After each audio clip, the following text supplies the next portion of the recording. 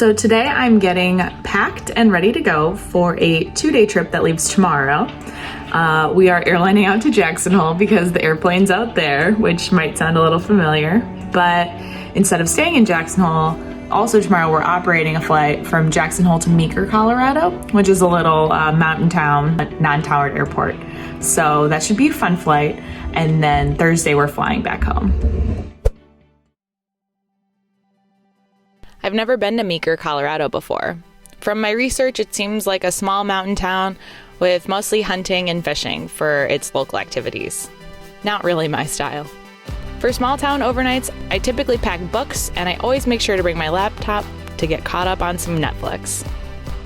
If I'm ever not sure if there's something to do in a town, I always bring enough things to keep myself entertained.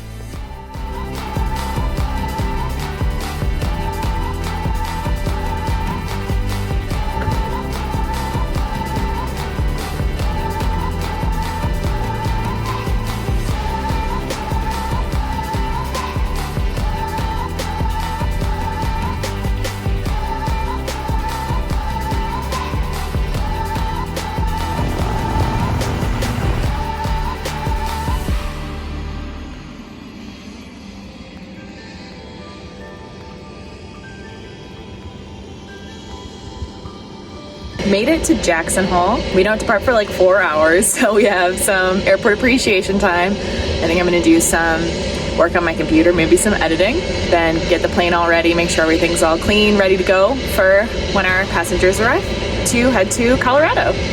So when packing for this trip, I just looked at daytime highs and I was like, oh, it's gonna be 80 both days.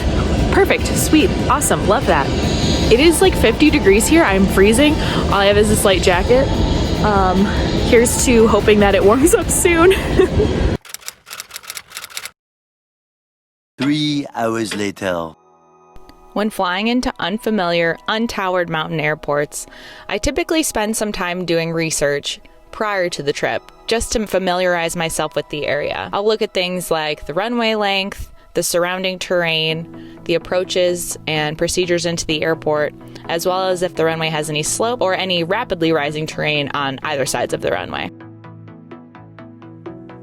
I also spend some time trying to visualize the expected approach and arrival that I might have into the airport.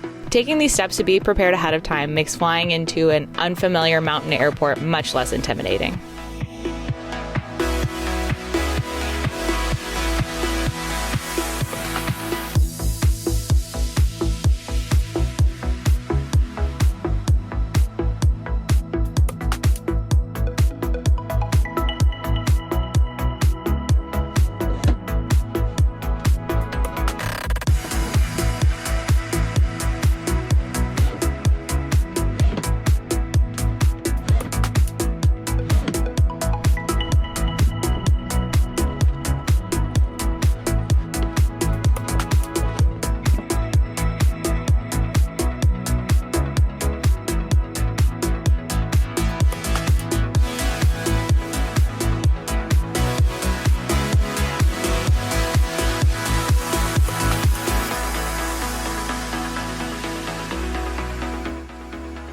Made it to the hotel in Meeker, Colorado, and now my co-pilot and I are gonna go grab some dinner.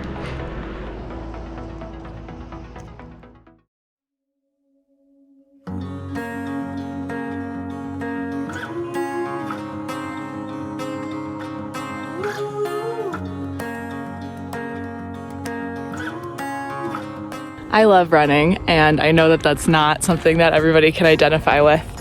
But especially on overnights, it's such good exercise, and I get to explore cool towns that I've never been to before.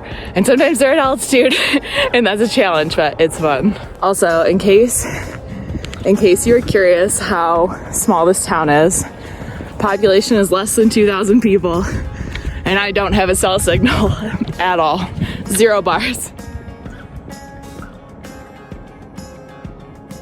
I love running on overnights. It's something you can always do even when the hotel gym is closed. I only got into running a little over 3.5 years ago, but it goes great with the corporate flying lifestyle. Not only do you get the opportunity to explore every place you travel, It helps keep you in shape for those first-class medicals. Back from my run, all showered, got ready to go, and now my co-pilot and I are gonna go grab some lunch and head to the airport. And we're scheduled for a departure this afternoon, so one leg today.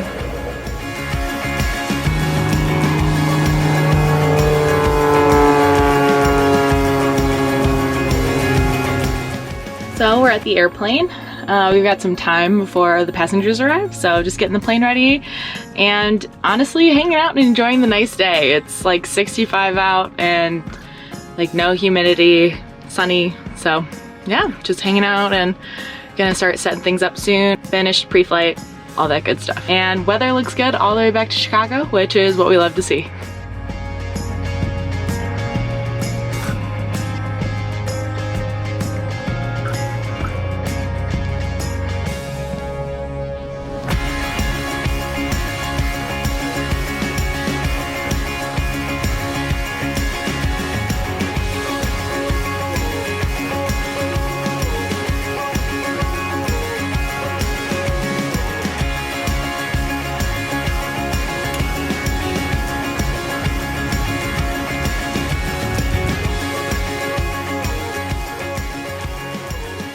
When I get home from a trip, unpacking is not usually the first thing I want to do.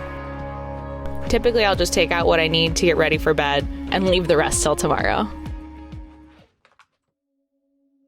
I hope you enjoyed checking out this 2-day trip to a small mountain town, and I hope I was able to share something about my process for new mountain airports that I've never been to before. If you like this video, be sure to drop a like down below, subscribe if you haven't already, and stay tuned for more corporate flying content. But also, we've got some more aerobatics coming up too. Thanks, and I'll see you in the next one.